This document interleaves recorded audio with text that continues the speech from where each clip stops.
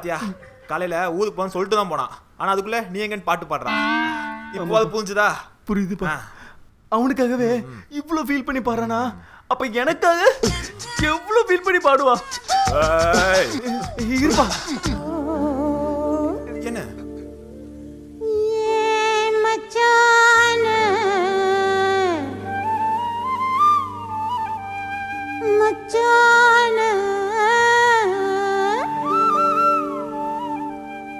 மச்சான பாத்தீங்களா மரவாழ தோப்புக்குள்ளே? என்னடா பண்ணிட்டு இருக்க?